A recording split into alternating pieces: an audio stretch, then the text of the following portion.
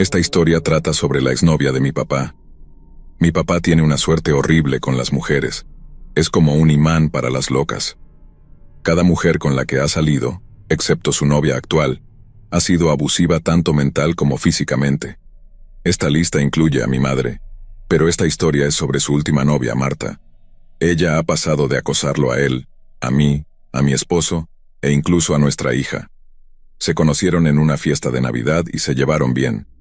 Él acababa de salir de otra relación desastrosa con una mujer diferente con la que había estado en una relación intermitente durante 3 años. Ella era el típico tipo narcisista. Bueno, Marta parecía diferente. Decía que también acababa de salir de una relación abusiva. Salieron durante unos meses, pero ella nunca dejó que mi papá fuera a su casa. No le pareció raro hasta que recibió una llamada de un hombre que decía ser el esposo de Marta, y quería saber cómo conocía mi papá a su esposa. Al principio mi papá pensó que era su ex tratando de controlarla aún, pero las cosas empezaron a encajar. Finalmente confrontó a Marta, y ella le dio una historia triste sobre cómo su ex se negaba a firmar los papeles, pero que estaban separados. Mi papá investigó un poco e incluso habló con los padres de Marta en algún momento. Descubrió que no solo Marta seguía definitivamente casada, sino que ni siquiera estaba separada de su esposo. Según todos en su vida, ella estaba felizmente casada, y mi papá solo era un amigo, si es que sabían de su existencia. Por supuesto, él terminó con ella. Ella perdió el control. Empezó a aparecer en su trabajo, a llamarlo en medio de la noche y a enviarle más de 50 mensajes de texto al día. Todo eso. Mi papá se mudó 2 veces y cambió su número varias veces tratando de alejarse de ella, pero ella siempre lo encontraba. Llegaban cartas de amor por correo o ella llamaba y decía que iría a verlo. Luego consiguió mi número de teléfono. Probablemente fue después de que mi papá se mudó conmigo. Empezó a enviarme mensajes casi tan seguido como a él. Cuando me casé con mi esposo y tuve a mi hija, se volvió aún más intensa. Me enviaba regalos para su nueva nieta. Siempre quería actualizaciones y cosas por el estilo. Yo nunca respondí y siempre devolvía los paquetes sin abrir o donaba los artículos que me enviaba directamente de las tiendas. Todo llegó a un punto crítico cuando se presentó en la puerta de mi papá mientras él estaba en el trabajo con una cazuela para él. Se la dio a su compañero de piso y le dijo que era porque notaba que mi papá estaba perdiendo peso. Mi papá le dijo a su compañero que la tirara.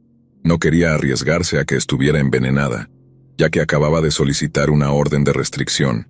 Esa misma noche, Marta se presentó en mi apartamento mientras mi esposo trabajaba en el turno nocturno. Era pasada la 1 de la madrugada cuando empezó a golpear mi puerta. Me alegré de haber dejado a mi hija pequeña en casa de mis tíos cuando vi que era ella. Dejó un pan de plátano en mi puerta que tiramos tan pronto como mi esposo llegó a casa. La noche siguiente, dejé de nuevo a mi hija con mis tíos, por si acaso regresaba. Y regresó. Empecé a recibir mensajes de texto de ella mientras golpeaba la puerta. Quería ver a su nieta y pasar un tiempo de chicas conmigo. Lentamente, los mensajes se transformaron en demandas para que abriera la puerta. Llamé a la policía. Mientras hablaba con la operadora, mi vecino salió listo para enfrentarla. Le dijo que la policía venía en camino, ya que su esposa también estaba llamándolos. Marta se fue rápidamente hacia el parque al otro lado de la calle. La policía no la atrapó, pero la orden de restricción de mi papá fue concedida. Desde entonces nos hemos mudado a otro estado, pero ella aún me envía mensajes de vez en cuando queriendo saber cómo está mi papá o qué hace mi hija. Nunca respondo, pero guardo todos sus mensajes por si acaso necesito solicitar mi propia orden de restricción también.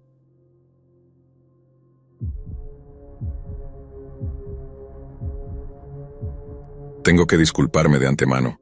No soy la mejor contadora de historias. Voy a intentar mandarles todo tal cual como lo recuerdo. Mi hermano es un ávido usuario de YouTube y me dijo que debería publicar mi historia en este canal, así que aquí vamos. Solía salir con un chico llamado Nahuel en la secundaria. Ahora tengo 29 años y una hija de 9, así que esto debió haber sido hace 12 o 13 años aproximadamente. Supongo que fuimos el primer amor o relación seria del otro, e incluso llevábamos anillos de promesa, lo cual era algo bastante importante en ese entonces. Hablábamos de casarnos y de cómo sería nuestra vida juntos, básicamente las cosas que la gente dice o hace cuando han estado juntos durante un año siendo adolescentes. Como suele suceder, comenzamos a discutir y caímos en un ciclo de rupturas y reconciliaciones. Yo era inmadura y tonta, y terminé saliendo con otro chico durante uno de nuestros periodos de ruptura. Se volvió una situación de triángulo amoroso desordenado, y Nahuel y yo terminamos para siempre después de que elegí al otro chico. No es mi momento más orgulloso, pero tenía 17 años y era una idiota.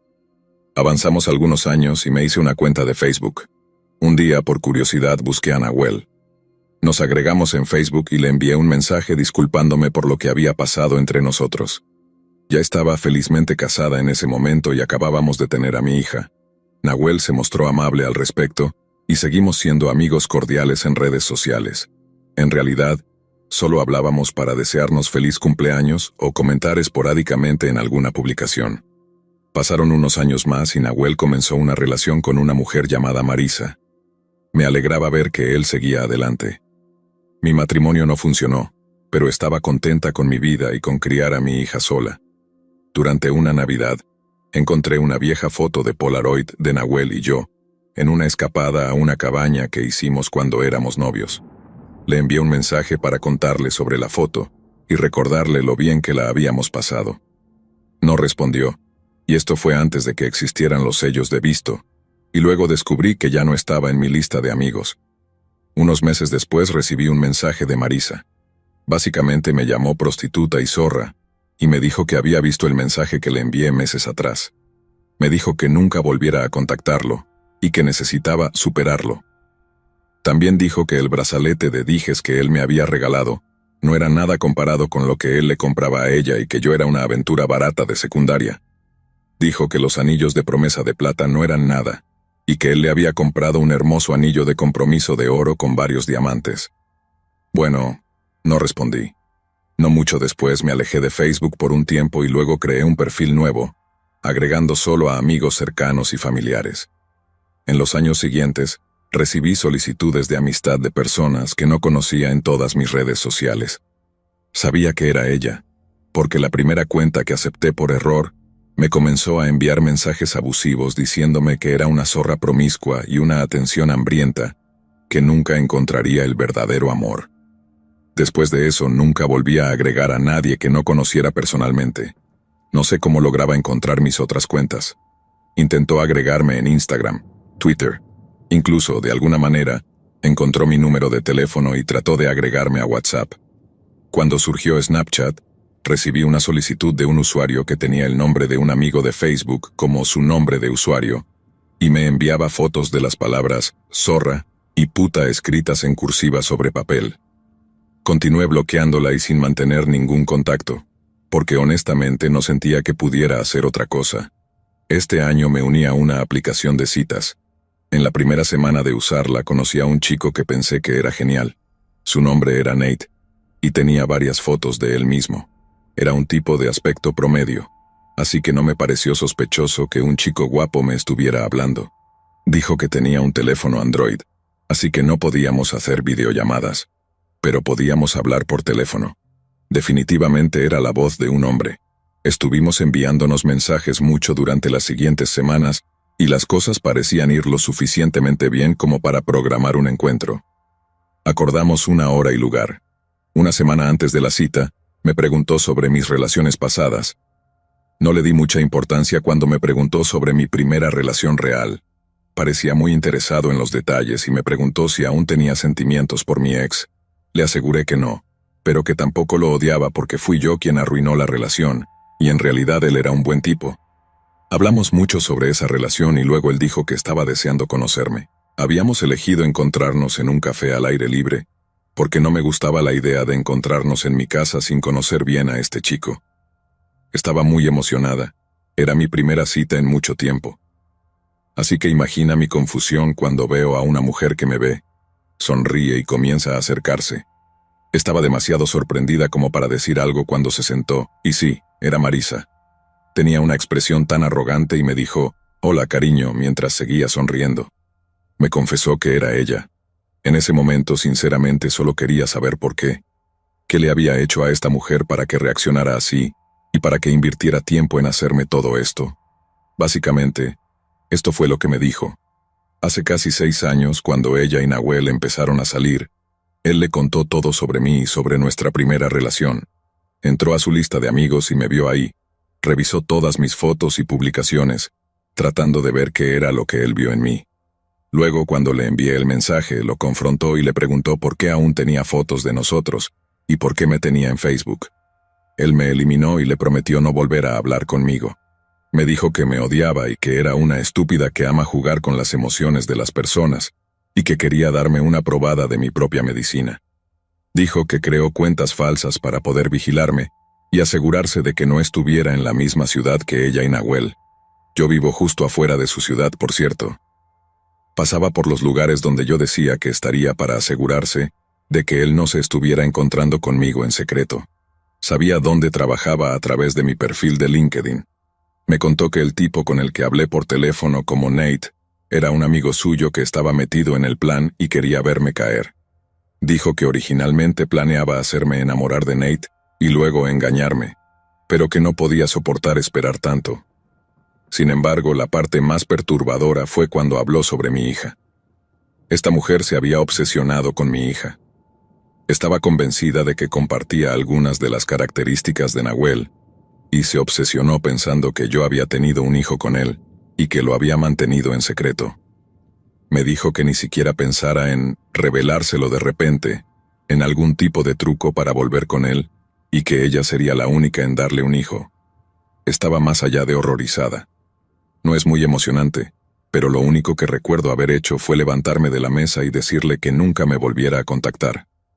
Me subí al coche y me quedé en silencio un rato. Lo primero que hice fue llamar a la escuela de mi hija y alertar a la recepción sobre una posible situación en la que alguien que no fuera ni su padre ni yo intentara recogerla. Luego llamé a mi hermano y le conté lo que pasó. Me instó a llamar a la policía. Lo hice, pero terminé recibiendo toda la charla de que si no tenía pruebas documentadas de que era ella o que dijera esas cosas, no podían ayudarme. Han pasado 2 meses. No he sabido nada de ella y mi hermano cree que tal vez consiguió lo que quería al imponerse como la única y verdadera de Nahuel, y que ahora me dejaría en paz. Aún así, tengo una paranoia enorme respecto a lo que publico en redes sociales, y en dónde podría estar ella acechando. Les he contado la situación a mi familia y amigos cercanos, y les advertí que no agregaran a ningún perfil extraño o a personas que no conocieran. Les dije a mis vecinos lo que estaba pasando y les mostré una foto de ella para que llamaran a la policía si la veían cerca de la casa.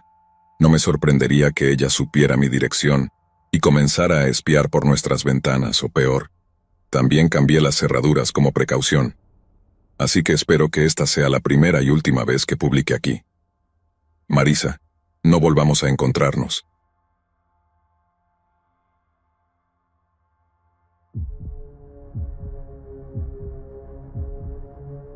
Voy a advertirles a todos de antemano. Esto puede ser un poco largo ya que tengo mucho que contar. Y bueno, ha pasado bastante con esta chica en el último año. Empezaré diciendo que estuve con ella, en una relación intermitente, durante casi 6 años. El hecho de que fuese una relación tan inestable debería haber sido una señal de que debía haber terminado hace mucho, pero constantemente la dejaba regresar a mi vida. Debería existir un subreddit llamado Las locuras que hizo mi exnovia o algo así. Si lo hay, por favor díganmelo, porque tengo suficientes historias sobre esta chica como para escribir un libro. Mejor aún, podría escribir una serie de televisión. En fin, empecemos con el acoso. Voy a comenzar dándoles algo de información sobre nuestra relación y lo que causó que termináramos. La llamaré Loca, porque eso es lo que es. Hace unos 2 años, Loca empezó a llamarme y mandarme mensajes después de que llevábamos casi 6 meses separados. Al principio decidí ignorarla porque sabía que si la dejaba regresar, las cosas se irían al diablo eventualmente. Sin embargo, una noche había estado bebiendo, y me entró esa sensación sentimental tonta. Así que decidí contestar uno de sus mensajes, y eso fue todo lo que necesitó. Comenzó a venir a mi casa y eventualmente volvimos a estar juntos. Estuvimos juntos por cerca de 7 meses antes de que finalmente me hartara de sus tonterías y la echara de mi apartamento. Era físicamente abusiva y un desastre mental. Si no la dejaba usar mi coche cuando quería, o darle dinero cuando me decía que lo necesitaba, o básicamente hacer lo que pedía, hacía un berrinche como una niña de 3 años y causaba más drama del que una persona puede soportar.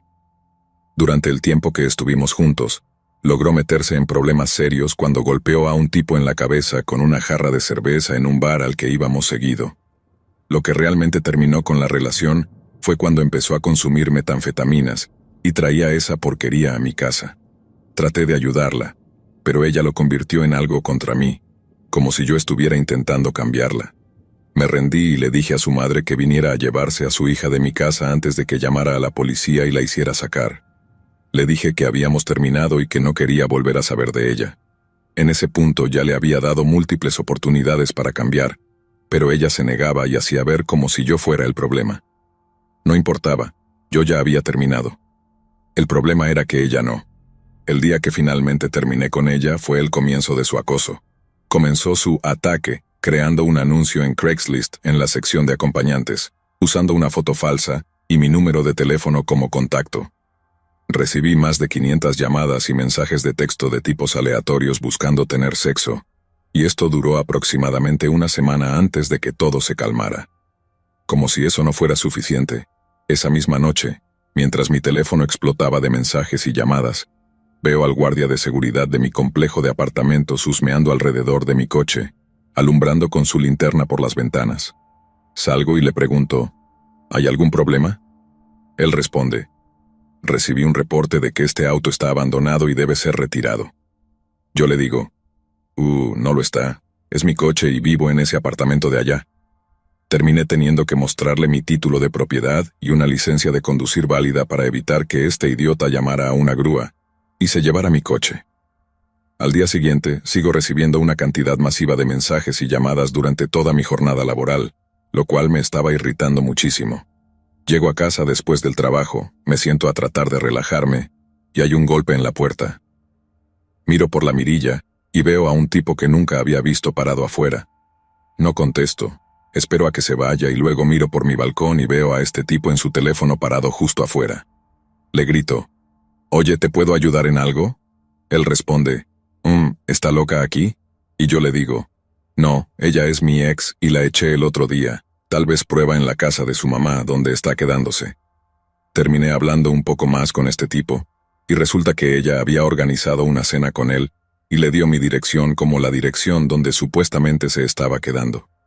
Esa noche otros 3 tipos aparecieron buscando tener una cena con ella. Al día siguiente, mientras estoy en el trabajo, comienza a enviarme mensajes, fotos del exterior de mi apartamento con mensajes como «Se siente una buena brisa en tu apartamento con la puerta del patio abierta. Y espero que tu perro encuentre el camino de regreso a casa. Se salió». Entonces, es innecesario decir que esto me estaba estresando mucho. Estaba casi seguro de que era mentira, pero siempre queda la posibilidad de que realmente hubiera entrado. Llegué a casa más tarde y encontré el apartamento tal como lo había dejado, pero la pura confusión mental de todo esto casi me da una úlcera. Todo el tiempo la estoy ignorando, esperando que este asunto termine pronto. No, solo empeoró. Una vez más, después del trabajo, hay un golpe en mi puerta mientras veo la televisión. Miro por la mirilla y veo a 2 policías afuera. Solo pienso, ahora, ¿qué diablos? Abro la puerta y me reciben 2 tipos relativamente grandes en uniforme con expresiones de pocos amigos. Solo digo, «Sí, ¿en qué puedo ayudarles?» «¿Eres mi nombre?», pregunta uno de los oficiales. «Sí». «¿Hay algún problema?», responde. «Solo si consideras que violar a una mujer joven es un problema. ¿Puedes darnos tu paradero en las últimas 2 horas?» Estaba en shock, pero respondí. «Bueno, acabo de llegar del trabajo hace unos 45 minutos. ¿Qué significa esto de violación? ¿Quién les dijo eso?» Esta maldita realmente subió de nivel, llamando un reporte falso a la policía y logrando que los oficiales vinieran a interrogarme. Eso es descarado. El policía responde, «No tengo permitido dar esa información, pero necesito que proporciones alguna prueba de que no estuviste en la zona de Galt entre las 2 y las 5 de la tarde de hoy. Ahora realmente me estoy empezando a molestar, sabiendo que soy 100% inocente de esta supuesta violación, y me pongo un poco a la defensiva, lo cual no ayudó en ese momento, pero calmadamente respondí, «Si quieren ir a mi trabajo y verificar que estuve allí hasta las 4, eso probará que no tuve nada que ver con esto. Y además, ¿van a arrestar a la persona que me acusa de este delito falso?» Y lo que escuché a continuación me dejó perplejo. El policía dice, No estoy tan seguro de que sea un reporte falso. Tu coche aún está caliente y pareces culpable. No jodas, claro que mi coche está caliente. Acabo de llegar del trabajo hace menos de una hora, Einstein. Qué gran trabajo de detective. Se fueron, pero antes de hacerlo me dijeron que no saliera de mi apartamento, que volverían si mi historia no cuadraba. Bueno, nunca volvieron y llamé varias veces a la estación de policía para obtener una actualización sobre lo que descubrieron y ¿saben qué me dijeron? No se había presentado ningún reporte policial y no había ningún registro de policías enviados a mi dirección el día en cuestión. ¿Cómo diablos? Estaba a punto de perder el control. ¿Cómo es posible que siga haciendo estas cosas sin ninguna consecuencia? Aún estaba recibiendo mensajes y llamadas, menos que al principio, pero seguían llegando. Creo que pasó como una semana o algo así, y el asunto se calmó, aunque todavía recibía algunas llamadas y mensajes, pero no tan seguido. Empecé a pensar que finalmente había terminado de fastidiarme, y que podría vivir una vida normal, sin drama. Number. Llego a mi buzón después del trabajo, una semana o algo después de lo de la violación, y recibo una carta del correo que decía que había cambiado mi dirección, pero que si esto era incorrecto, que me comunicara con ellos para detener el reenvío de mi correspondencia. Así que llamo y les digo que no me he mudado ni he llenado ningún formulario de cambio de dirección, así que no hay razón para que mi correo se envíe a otro lado. Me aseguran que mi correspondencia seguirá llegando a mi dirección actual, y que no tenía de qué preocuparme, pues estaban llenos de mierda, porque no recibí una sola carta durante los 2 meses siguientes. Me tomó 3 llamadas y 2 visitas a la oficina postal para solucionar el problema. Si solo se tratara de mí, no me hubiera molestado tanto, pero una vez que mi correo fue reenviado a la dirección donde Loca lo estaba recibiendo, uso eso para obtener toda mi información de cuentas de luz, gas, teléfono, cable, auto y banca. Tengo una seguridad extra configurada en mi cuenta bancaria, así que estaba a salvo y mis pagos del coche estaban cubiertos, pero logró desconectar mi cable, electricidad y gas. Ella también logró hacer cambios en mi cuenta de teléfono. Empecé a recibir llamadas de mi compañía telefónica diciéndome que se aplicarían cambios en mi cuenta si no confirmaba, y estaba furioso. Terminé pagando más de $300 en tarifas para volver a activar mis cuentas de gas y electricidad, principalmente porque mi complejo de apartamentos pagó los saldos pendientes en ambas cuentas, y me pasó esa deuda. Esta situación ya estaba volviéndose demasiado. Intenté llamar a la policía y solo me preguntaron si había obtenido una orden de restricción. Les expliqué que había tratado, pero ella continuaba evitando ser notificada, y después de un tiempo, si no se le entrega, la orden de restricción queda sin efecto. Su respuesta fue: no podemos ayudarte. Genial, muchas gracias.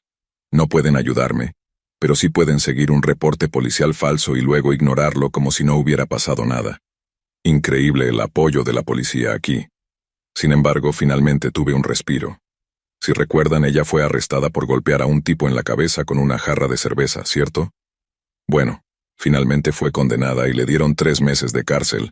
3 malditos meses. ¿Es en serio? No hay manera de que yo pueda salir y golpear a alguien con un objeto de vidrio sin terminar en la cárcel por al menos 1 año o más, pero de alguna forma, ella se libró fácilmente. De cualquier forma, eso significaba paz y tranquilidad por al menos un tiempo. Estuve revisando su estatus en la cárcel en línea de vez en cuando para asegurarme de que seguía encerrada, y un día vi que había sido liberada 2 días antes. En mi cabeza grité: «¡Maldición!», tan fuerte como humanamente posible, y empecé a sentir paranoia sobre lo que esta chica podría hacer ahora. Pasaron semanas y nada. Finalmente parecía que había terminado, que se había rendido. O eso pensé. Hace unas semanas todo empezó de nuevo con un mensaje de texto. Era una foto de una prueba de embarazo que mostraba positivo. Venía de un número que nunca había visto, así que no estaba seguro de quién era. Pero tenía mis sospechas. Sospechando que era ella, le respondí: «Jajaja, finalmente, cualquier lazo que tenía contigo se rompió. Diviértete con el pobre desgraciado que te dejó embarazada». Recibí una respuesta: «Obviamente no sabes quién soy». Y era verdad, en realidad no sabía quién era, y comencé a pensar, considerando que había hablado con otras mujeres desde que dejé a mi ex. De todas formas decidí ignorarlo y solo esperaba que se fuera. Durante la semana siguiente seguí recibiendo mensajes de texto, Todos con esa misma imagen de la prueba de embarazo, nada más. Seguí ignorando hasta que recibí otro mensaje. Esta vez era una foto de una mujer sosteniendo su vientre mostrando que estaba embarazada, pero sin la cabeza visible en la foto. Inmediatamente después, otro mensaje decía: parece que ahora sabemos quién es realmente fértil entre los dos, ¿verdad? Eso me hizo saber de inmediato que era mi ex, ya que habíamos intentado tener un hijo en algún momento, pero nunca funcionó. Así que respondí: genial que tengas una buena vida con el pobre tipo que lograste convencer de embarazarte. Gracias a Dios no fui yo. Ahora hazme el favor de desaparecer de una maldita vez. Ella respondió con insultos estúpidos e irrelevantes para la historia, y la ignoré, pensando que había hecho lo que quería. Restregarme en la cara el hecho de que probablemente no podría tener hijos. Lo cual para mí era una victoria. No podría tener hijos y ella tenía otros problemas con los que lidiar que la mantendrían lejos de mí. Pasó una semana, y era jueves de la semana pasada. Soy del tipo de persona que deja todo para el último minuto, y en cuanto a levantarme por la mañana para ir al trabajo, duermo hasta lo más tarde posible, así que cuando voy al coche, necesito salir de inmediato o podría llegar tarde. Entonces me dirijo a mi coche y noto algo pegado en él. Hay 3 imanes con eslóganes estúpidos.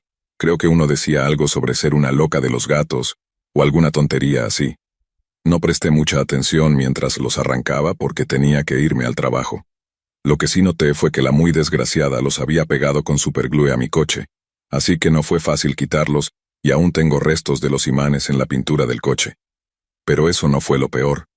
Para explicar la siguiente parte tengo que contar una breve historia. Mencioné cómo mi ex comenzó a usar metanfetaminas, pues bien, un día cuando le permití usar mi coche, fue a ver a su hermano en su apartamento. Tuvieron una discusión, él le debía algo de metanfetamina y no la tenía. Pero ella pensaba que sí. Al final el hermano quiso irse, y en un intento de detenerlo, usó mi coche para bloquear su salida. Él salió, pateó la ventana del lado del conductor y luego volvió a su camioneta y empezó a chocar contra mi coche hasta que ella se movió del camino. Así que no tuve ventana del lado del conductor durante mucho tiempo. Él no tenía seguro y siendo un adicto, era prácticamente imposible obtener dinero de él para arreglar la ventana. También soy perezoso y dejo las cosas para el último minuto, así que nunca lo arreglé. El clima en California me permitía andar con la ventana rota sin preocuparme demasiado por el interior del coche. Volviendo a lo que pasó el jueves pasado, ahora tengo un imán pegado en mi coche, y estoy a punto de entrar cuando veo alrededor de 2 kilos de mierda de perro con condones abiertos, solo ahí en el asiento del conductor. No puedo creerlo mientras busco algo para limpiar esa porquería, literalmente, de mi maldito coche. Encontré una bolsa de plástico en el suelo, y afortunadamente la mierda estaba seca, así que pude quitarla rápido del asiento. Estoy seguro de que aún terminé sentado en parte de eso, pero no tenía tiempo que perder porque ya estaba tarde y necesitaba llegar al trabajo. Llegué y le conté a mi jefe, que por suerte es un tipo genial y me dejó usar la primera media hora de trabajo para limpiar bien el coche. De más está decir, finalmente reemplacé la ventana del lado del conductor en mi coche.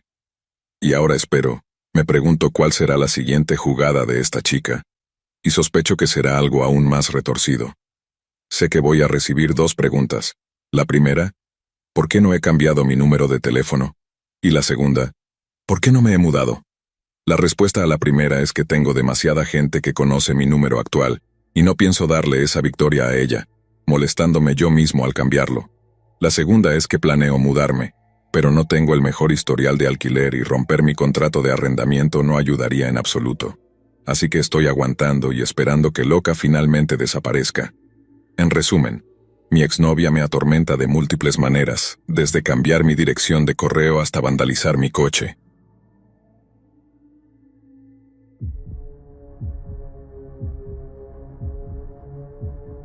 Hola, me llamo Alicia.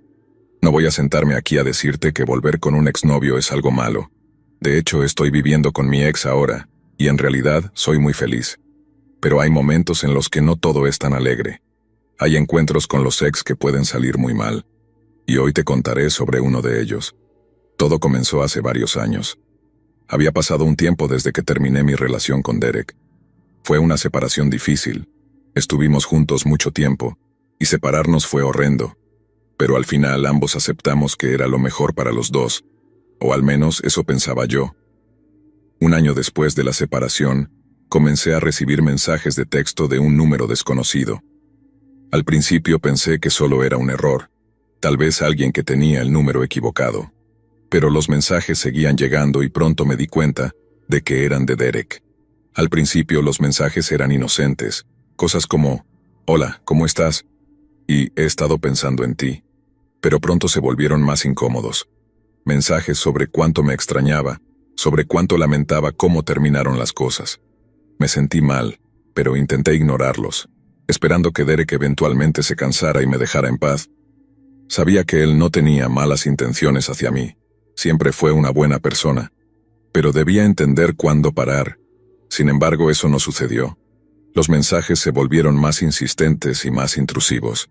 Comenzaron a llegar a todas horas del día y de la noche, siempre en momentos oportunos en los que yo no estaba haciendo nada, o cuando estaba en mi teléfono, como si Derek me estuviera observando constantemente. Intenté bloquear su número, pero cada vez que lo hacía simplemente usaba otro número para contactarme. Empecé a sentirme irritada. Aún quería a Derek, pero ya no de esa manera. No importaba a dónde iba o qué hacía. Él siempre parecía estar ahí acechándome en las sombras. Empecé a perder el sueño, a sentirme constantemente nerviosa y ansiosa. Mis amigos intentaron ayudarme, pero no había mucho que pudieran hacer. Derek era persistente, y sentía que nada de lo que le escribiera lo detendría. Finalmente decidí confrontarlo. Sabía que no estaba en peligro, ya que Derek realmente era una buena persona, así que decidí ser lo más directa posible por el bien de ambos. No podía seguir escondiéndome y esperando que desapareciera. Tenía que enfrentarlo de una vez por todas para poner fin a esta pesadilla. Quedamos de vernos en una cafetería, un lugar neutral donde pudiera confrontarlo sin sentirme demasiado vulnerable. Ese día era festivo, así que la mayoría de las cafeterías estaban cerradas, pero él me invitó a una cerca de su casa que, según él, estaría abierta. Cuando llegué, lo vi sentado en una esquina, mirándome con una expresión un tanto obsesiva. Decidí ignorarlo y seguir caminando. Tan pronto como entré, él se levantó y fue hacia la puerta poniendo un cartel de cerrado. «¿Qué estás haciendo?», le pregunté. «Me aseguré de que tengamos la cafetería para nosotros solos», dijo. «Espero que no le digas nada a mi jefe». Las demás cafeterías estaban cerradas. Fue en ese momento cuando me di cuenta de algo. Esta cafetería estaba completamente vacía. Las máquinas estaban encendidas, pero no había nadie sirviendo ni desayunando. Por lo que Derek me había dicho, entendí que trabajaba allí y que la había abierto solo para mí. Encontré esa actitud bastante inquietante y fue una gran señal de alarma, pero ya estaba allí y no podía irme. Además era Derek. Él era incapaz de hacerme daño, o al menos eso pensaba. Nos sentamos en una mesa apartada y en cuanto abrió la boca supe que algo no estaba bien. Empezó a mirarme con la mirada perdida y a decir cosas que no tenían sentido, tratándome como si nunca hubiéramos roto, como si aún fuera su novia.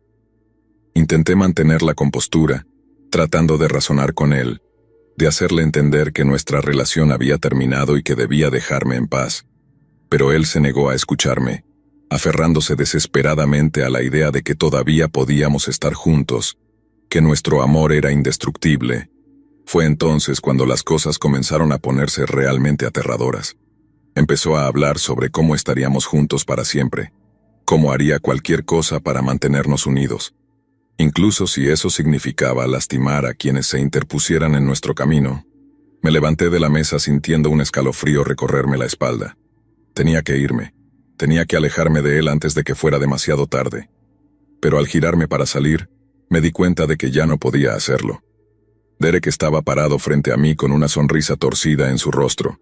Sus ojos brillaban con una luz enfermiza y me miraban salvajemente. «No puedes escapar de nosotros. Estaremos juntos para siempre, tú y yo, en la vida y en la muerte». Corrí hacia la salida gritando y pidiendo ayuda desesperadamente, pero nadie venía a ayudarme, y entonces sucedió lo inevitable. Sentí una mano fría y húmeda cerrarse sobre mi hombro, deteniéndome en seco.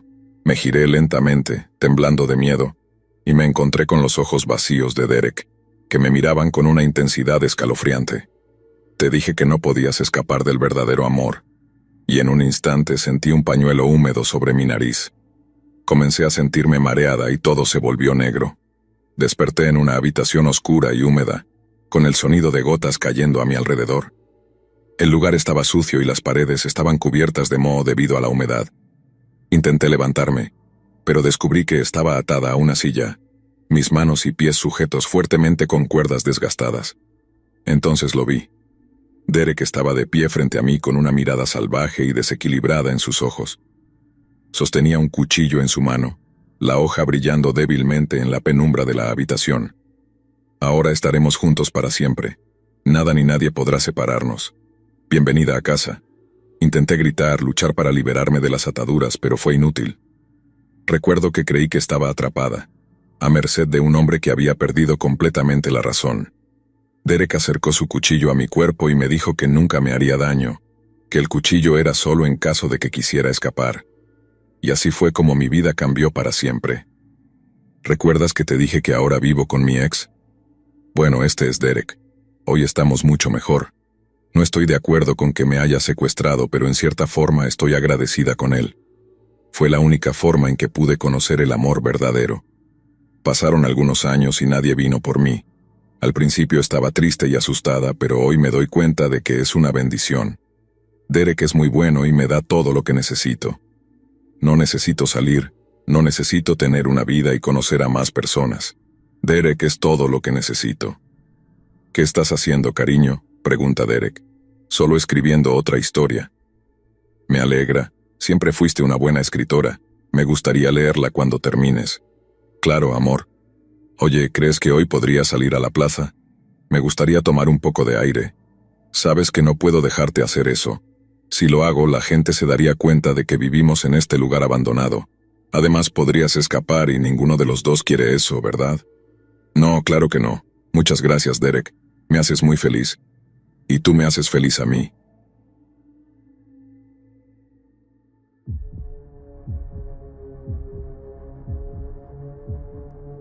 Hola, mi nombre es Rafael y soy un estudiante de tercer año en el MIT, especializado en ingeniería. Recientemente me mudé a un pequeño pueblo en Inglaterra desde los Estados Unidos para completar mi título de ingeniería. Ahora, probablemente te estés preguntando por qué un ingeniero del MIT se mudaría al extranjero, dejando una universidad de la Ivy League. Para entenderlo, debes conocer mi historia. Hace 3 años fui aceptado en el MIT para hacer un título de 4 años en ingeniería. Ahí conocí a Leila, una chica rubia de ojos azules impresionante de la que toda la clase hablaba. Al principio no nos conocíamos, pero a medida que avanzó el primer año, Leila y yo nos convertimos en buenos amigos.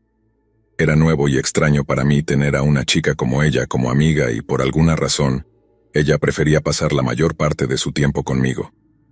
Yo era el típico nerd flaco que siempre estaba en el tope de la clase, pero no tenía mucho más a mi favor.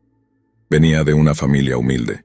Mi madre trabajaba en la iglesia local y mi padre era maestro de escuela. Incluso en ese entonces solo tenía 2 amigos que eran tan tímidos y estudiosos como yo. Incluso mi propia hermana me llamaba perdedor social, así que cuando una chica como Leila, que era popular y hermosa, pasaba todos sus momentos libres conmigo, estaba encantado. Hacíamos proyectos juntos, estudiábamos juntos y completábamos las tareas y los trabajos de clase juntos. Todos me miraban con asombro, ya que Leila y yo nos habíamos vuelto mejores amigos. Con todo el tiempo que pasaba con ella, me di cuenta de que no solo era bonita, sino también muy inteligente. Al comenzar el segundo año, Leila me invitó a salir. Créeme, estaba en las nubes. Nunca en mi vida había estado en una cita, y menos aún con una chica como ella. Acepté y mis padres estaban felices por mí. Comenzamos a salir y hasta la mitad del segundo año, éramos una pareja popular. ¿Qué piensas sobre vivir juntos?, me preguntó Leila una noche mientras estudiábamos en la biblioteca. Ambos vivíamos en dormitorios en ese momento, y honestamente no era la mejor situación de vida. Mi compañero de cuarto es desordenado y ronca demasiado fuerte. No me importaría mudarme a otro lugar, le dije. Mi compañera de cuarto es una fiestera, y siempre tiene amigos en el dormitorio. No puedo concentrarme en estudiar ahí, y ahora que estamos saliendo, Sería increíble si pudiéramos vivir juntos. Desde ese día comenzamos a buscar un lugar, y con suerte en menos de 2 semanas encontramos un apartamento acogedor no muy lejos de la universidad. Leila y yo nos mudamos, y para mí fue como si todos mis sueños se hubieran hecho realidad. Estaba viviendo con mi novia y la vida iba bien. La primera noche que nos mudamos al apartamento, acabábamos de instalarnos cuando Leila se vistió y parecía lista para ir a algún lado.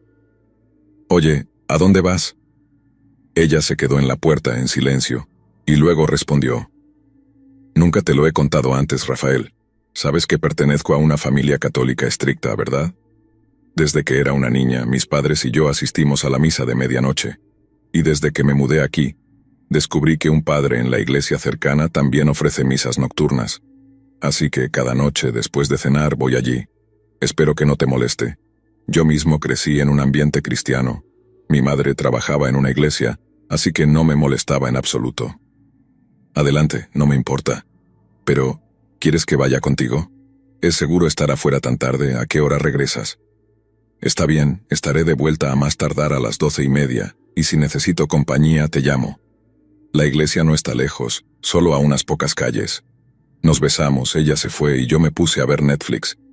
A la mañana siguiente, Leila ya estaba cocinando el desayuno antes de que me despertara. Debí haberme quedado dormido, ya que no recuerdo haberla visto regresar. Durante los siguientes meses teníamos una rutina. Cada noche ella asistía a su misa nocturna. Hasta entonces, ni siquiera sabía que existía tal cosa como la misa nocturna. Una noche, mientras hablaba con mi madre por teléfono, le mencioné a Leila yendo a misa de noche. Por un momento mi mamá no dijo nada. «¿Qué pasó, mamá? ¿Puedes oírme?». Sí, Rafa, te escucho. Es solo que... no sé si las iglesias ofrecen una misa de noche o no. Quiero decir, la gente está bastante ocupada ahora, y tener una misa de noche es una buena forma de devolverlos a la fe. Pero organizar una misa en un horario conveniente... no sé, sigo dudosa al respecto». Mi madre siguió divagando sobre el tema unos minutos, pero lo único que se me quedó grabado fue el hecho de que era extraño que hubiera una misa nocturna. Siempre había confiado en Leila hasta entonces. Nunca me había dado razones para dudar de ella. Pero también confiaba en mi mamá, que había trabajado en una iglesia toda su vida, así que sabía un par de cosas sobre cómo funcionaban las iglesias. Intenté hablar con Leila sobre la misa de noche, pero siempre me daba respuestas cortas y se enojaba cuando intentaba profundizar en el tema. Otra cosa extraña era que nunca lograba mantenerme despierto hasta su regreso. Siempre me dormía poco después de que se iba. Una noche, hacia el final de nuestro segundo año, decidí seguir a Leila en secreto para ver de qué se trataba esta misa nocturna. Como esperaba, condujo hasta la iglesia cercana, pero en lugar de entrar por la puerta principal, Leila rodeó la iglesia y entró por una pequeña puerta trasera. Era muy raro, así que la seguí y entré por la misma puerta. Descendí por una larga escalera y pronto estaba en el sótano de la iglesia, que también era una cripta. En esa cripta había al menos una docena de mujeres, todas tan bonitas como Leila y jóvenes. Me puse un poco sospechoso y me escondí detrás de una columna, observando a todas las mujeres. Pero en lugar de rezar, todas estaban de pie en un círculo alrededor de un pentagrama invertido. Había velas encendidas, y de repente empezaron a cantar algo, probablemente en latín o griego. Luego, una mujer se puso en el centro del círculo y comenzó a hablar. No parecía tener más de 25 años, y las cosas que escuché me hicieron querer vomitar y llorar al mismo tiempo. No esperé a que el ritual terminara. En su lugar, volví a casa. Empaqué la mayoría de mis cosas, y me mudé de nuevo a mi habitación en el dormitorio. Sabía que Leila vendría a buscarme, pero ya no quería tener nada que ver con esa mujer. Llamé a mi madre y le conté todo lo que había visto. Ella inmediatamente me pidió que volara de regreso a casa. A la mañana siguiente, antes de que Leila pudiera alcanzarme, tomé el primer vuelo de regreso. Tan pronto como llegué a casa, mi salud comenzó a deteriorarse. Empecé a tener fiebre alta por las noches, aunque durante el día me sentía bien. Finalmente, mis padres se hartaron y llamaron al sacerdote local. Le conté toda la historia y él dijo que Leila era una bruja de 157 años que usaba a jóvenes como yo para mantenerse joven y saludable. Eso era lo que el líder del culto decía en la cripta la noche que me fui. Leila había empezado a absorber mi energía vital poco a poco, sin que yo lo supiera, y si hubiera permanecido con ella, me habría matado al final de mi cuarto año. Ya había lanzado su hechizo sobre mí en el momento en que empecé a vivir con ella. Por eso siempre estaba tan somnoliento por la noche y nunca recordaba cuando regresaba. El sacerdote me bendijo con agua bendita y me pidió que me mudara a otro país temporalmente, ya que el culto no solía dejar ir fácilmente a sus víctimas. Por eso, tan pronto como recuperé la salud, me mudé a Inglaterra para completar mi educación restante. Espero que Leila y su culto no me encuentren aquí. Lamento si esa historia fue un poco perturbadora, pero lo que experimenté realmente cambió mi vida. Desde que llegué a Inglaterra he estado haciendo todo lo posible por mantener un perfil bajo y concentrarme en mis estudios, aunque en el fondo siempre siento una sombra de temor de que Leila, o alguien de su iglesia, pueda aparecer de nuevo. Al llegar a Inglaterra me inscribí en el programa de intercambio que me permitió continuar mis estudios en una universidad local, mientras completo mi grado del MIT a distancia. Al principio me sentí un poco aislado, pues no conocía a nadie y me faltaban las caras familiares de amigos y compañeros, pero con el tiempo logré hacer algunos amigos entre mis compañeros de clase y comencé a integrarme un poco más en el pequeño pueblo. Al estar lejos de Leila y de todo lo que viví en ese extraño año con ella, mi salud ha mejorado notablemente. Las fiebres nocturnas cesaron y la fatiga desapareció gradualmente. Me siento cada día más fuerte, como si me estuviera liberando de algo oscuro que había cargado sin saberlo. A veces pienso en lo cerca que estuve de quedarme y de terminar quién sabe cómo, atrapado en esa situación. Sin embargo, hay días en los que no puedo evitar revisar mis redes sociales o mis correos electrónicos con cautela, con la esperanza de no encontrar ningún mensaje extraño o solicitud de amistad desconocida. He cambiado mis cuentas y he aumentado la privacidad en todos mis perfiles para evitar ser localizado. Mi familia también me mantiene informado de cualquier cosa sospechosa que ocurra cerca de nuestro hogar en Estados Unidos. Hasta ahora, no ha habido señales de Leila o su culto, pero sigo alerta, pues no puedo confiarme. Con el paso del tiempo, he comenzado a retomar una vida más normal, aunque siento que esta experiencia me ha marcado profundamente. Hay días en los que me pregunto si mi vida alguna vez volverá a sentirse completamente segura y tranquila, sin esa sensación de amenaza latente. De cualquier modo, me esfuerzo en concentrarme en mis estudios y en construir un futuro sin el temor que Leila dejó en mí. Inglaterra ha sido un refugio inesperado, y aunque no sé qué me espera en el futuro, estoy agradecido por haber encontrado un lugar en el que puedo, al menos por ahora, sentirme a salvo.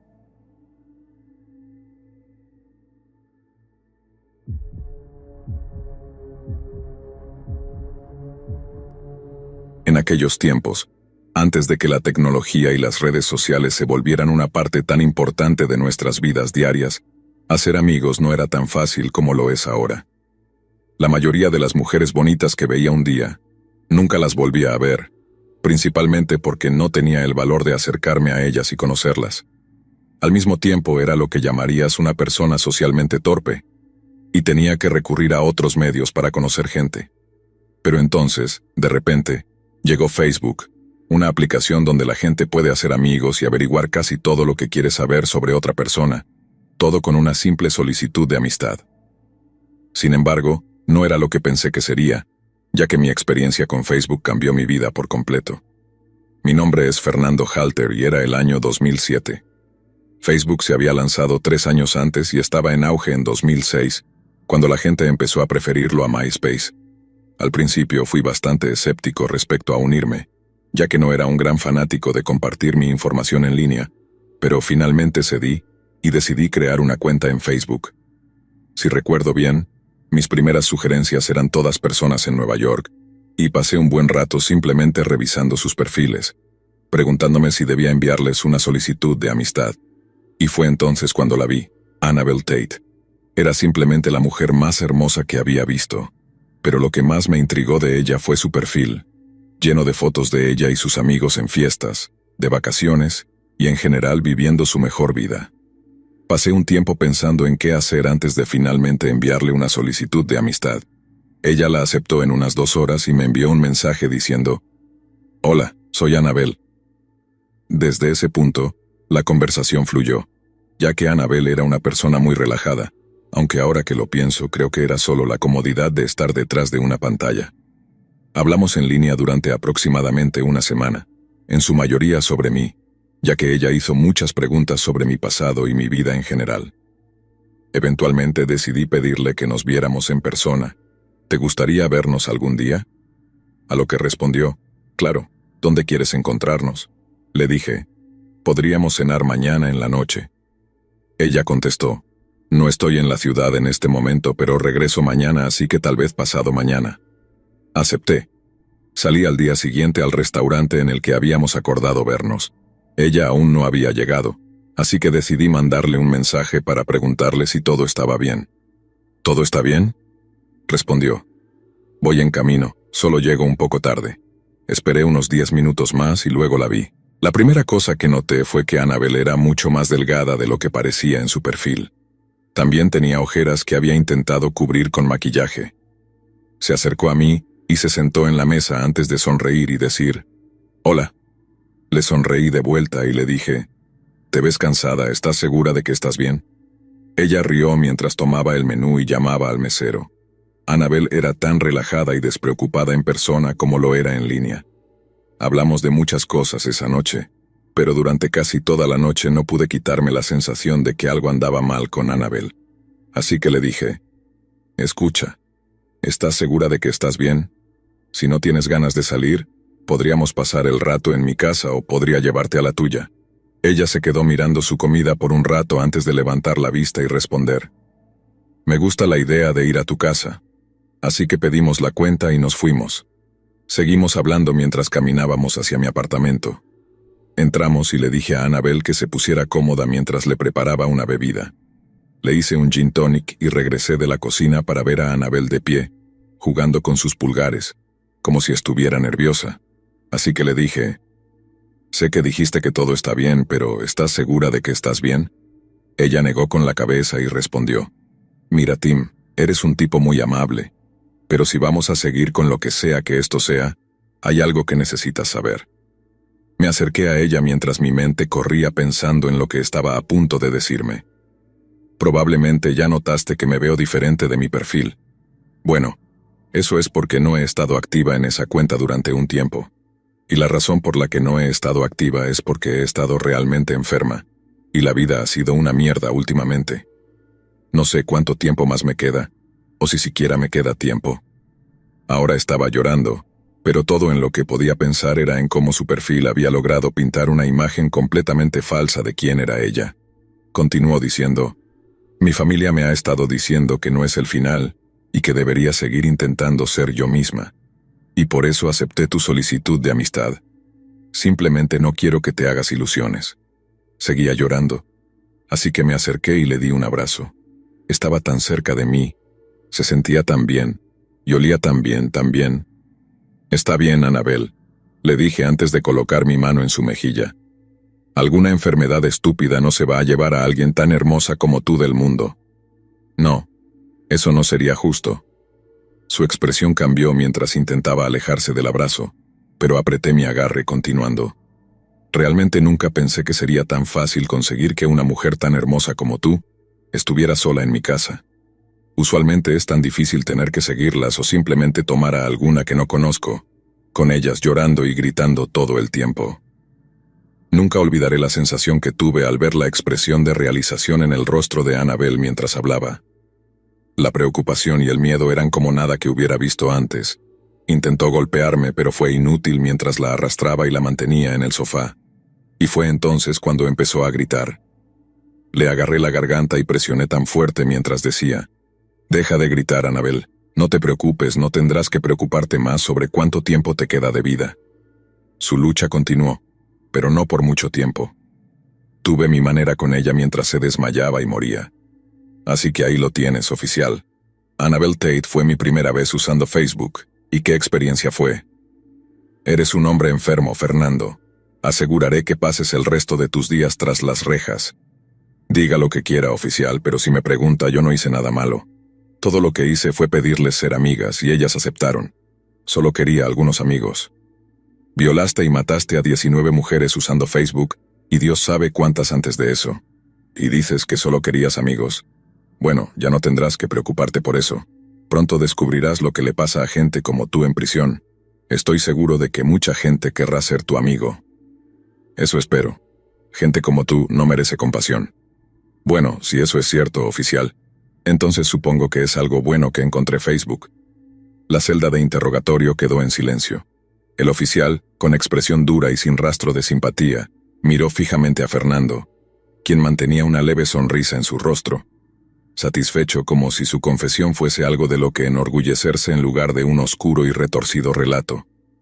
Eres un monstruo, Fernando. ¿Te das cuenta de lo que has hecho? 19 mujeres, 19 vidas destruidas. Y eso solo en Facebook. Dios sabe cuántas antes o después. Fernando no respondió, solo se encogió de hombros y miró a su alrededor, como si la situación le aburriera. Finalmente dejó escapar una risa breve y seca. Monstruo, ¿eh? Solo soy el resultado de esta era de conexiones instantáneas. Facebook no me hizo hacer nada de lo que hice, solo me lo facilitó. El oficial golpeó la mesa con el puño, visiblemente molesto por la frialdad de Fernando. La moralidad y la empatía parecían ser conceptos completamente ajenos a él, como si fueran emociones humanas que simplemente no formaban parte de su ser. Eso no te excusa. Facebook es una herramienta, no una excusa. Eres tú quien decidió cometer esos crímenes. Tú elegiste abusar de la confianza de esas mujeres, de su vulnerabilidad. ¿O acaso no sientes ningún remordimiento, ninguna pizca de culpa por lo que les hiciste? Fernando sonrió y movió la cabeza lentamente. Remordimiento es para los débiles, oficial. Yo no soy débil. Todo lo que quería era compañía. Tal vez lo busqué de una manera poco convencional. Pero dime, ¿quién en este mundo no está solo tratando de llenar el vacío de una forma u otra? El oficial lo miró con una mezcla de asco y desprecio, apretando los dientes. Sabía que, en el fondo, Fernando no buscaba comprensión ni redención. Solo disfrutaba del poder de manipular y controlar, y hasta este momento final, parecía gozar del control sobre la conversación. Entonces, Fernando, ¿crees que has ganado? ¿Crees que esa soledad te da el derecho de tomar lo que quieres sin consecuencias? Te lo aseguro, esta es la última vez que podrás disfrutar de esa sensación de poder. Las cosas son diferentes en prisión. Allí no serás un depredador, serás una presa. Y créeme, no habrá nadie para ayudarte. Sin embargo, Fernando no parecía afectado por la amenaza. Simplemente sonrió con la misma indiferencia perturbadora. No se preocupe, oficial. Estoy seguro de que haré amigos. La puerta de la celda se abrió y 2 guardias ingresaron para escoltarlo fuera. Mientras lo llevaban, Fernando lanzó una última mirada al oficial, como si quisiera recordar su cara para algún día recordarla y burlarse de ella en su mente. Pero el oficial ya había decidido olvidarse de su existencia, verlo como lo que realmente era. Un ser despreciable destinado a desaparecer detrás de los muros de una celda, olvidado por el mundo y sin la posibilidad de dañar a nadie más. Sin embargo, mientras los guardias lo llevaban por los pasillos del calabozo, Fernando seguía sonriendo, convencido de que siempre habría alguien dispuesto a caer en su red, alguien que, bajo la promesa de una amistad, le daría otra oportunidad para actuar de nuevo. Desde la oscuridad de su mente, mientras pensaba en sus crímenes con orgullo y satisfacción, Fernando murmuró para sí mismo, con una voz apenas audible para los guardias que lo escoltaban. Facebook siempre estará allí. Solo se necesita una solicitud de amistad. Los guardias no respondieron. Solo lo llevaron hacia la oscuridad de la celda que se convertiría en su nuevo hogar, mientras la puerta se cerraba encerrándolo junto a sus propios demonios.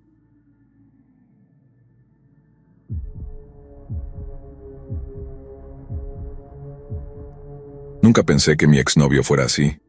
Cuando lo conocí parecía el típico buen chico, de esos que siempre andan de buen humor, atentos, dulces. Me caía tan bien que a veces me preguntaba si realmente merecía estar con alguien como él. Mi familia lo adoraba, mis amigos lo respetaban y yo estaba totalmente convencida de que él era todo lo que necesitaba. Era mi primer amor, y estaba segura de que me había tocado la suerte de la vida. Estuvimos juntos por años, y durante la mayor parte del tiempo él seguía siendo ese chico amable y alegre que todos querían. Pero todo cambió, poco a poco. Al principio eran cosas pequeñas, gestos que no entendía o frases que me dejaban confundida, comentarios cortos y a veces hirientes que se quedaban ahí, rebotando en mi cabeza por días.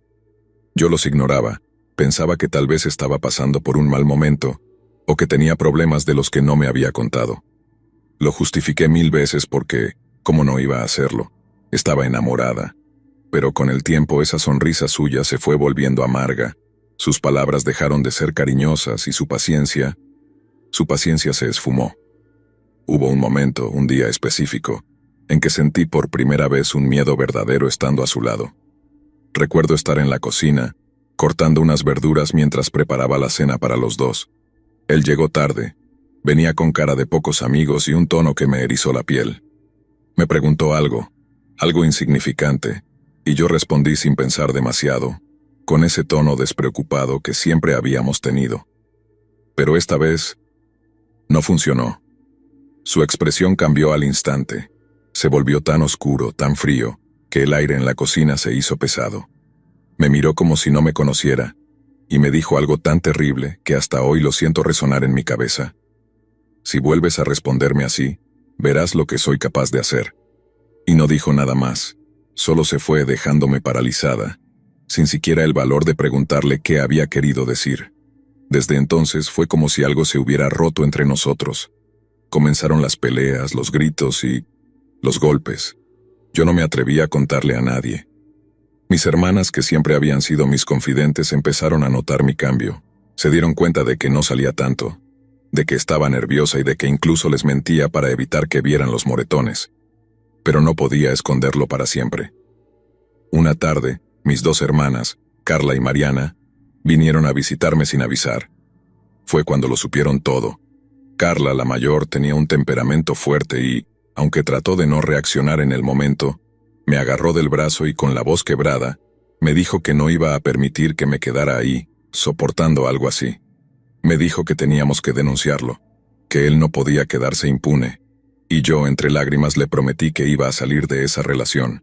Quería salir, quería ser libre, pero él no me dejaba ir. Esa noche, después de que Carla y Mariana se fueron, él llegó. No sé cómo supo lo de la visita ni qué había escuchado, pero entró enfurecido, con una rabia en los ojos que me hizo sentir que no iba a salir viva de esa casa. Me gritó que yo le pertenecía, que mis hermanas no tenían derecho a meterse en nuestra vida, y que si volvían a aparecer por ahí, me arrepentiría. Nunca había visto tanto odio en una sola persona, y por primera vez, tuve miedo de verdad, un miedo tan profundo que me dejó paralizada. Al día siguiente mis hermanas volvieron. Ellas no iban a dejarme sola, y en el fondo, yo sabía que él se presentaría en cualquier momento, que esto solo podría terminar de una manera. Pero me quedé en silencio mientras Carla y Mariana hablaban sobre los planes para irnos lejos, para empezar de nuevo. Sabía que él estaba en el trabajo, o al menos eso quería creer.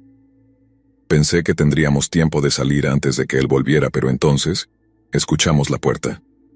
Él entró a la casa, y al verme acompañada de mis hermanas, su rostro se transformó.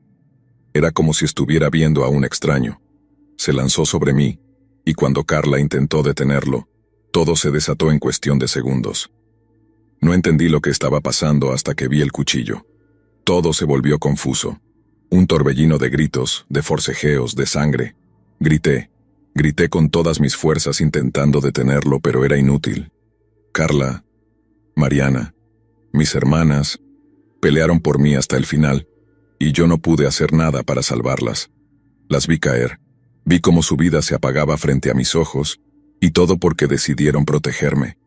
Nunca podré olvidar la expresión en sus rostros, la mezcla de miedo y de amor mientras sus cuerpos caían al suelo. Ese fue el precio de mi silencio, el precio de no haber sido lo suficientemente valiente para irme antes, para pedir ayuda antes. Hoy él está en prisión, pero eso no me da paz. No me devuelve a mis hermanas, no llena el vacío que dejó en mi vida, y sé que algún día saldrá, que la justicia puede fallar, que él podría volver a caminar libremente en este mundo. Y ese día, si sucede, yo estaré lista, porque esta vez no me quedaré de brazos cruzados. Esta vez seré yo quien se encargue de que pague. Haré que sienta todo el dolor, el miedo, el horror que él sembró en mi vida. Si vuelve a pisar la calle lo encontraré y esta vez él sabrá lo que significa el verdadero terror.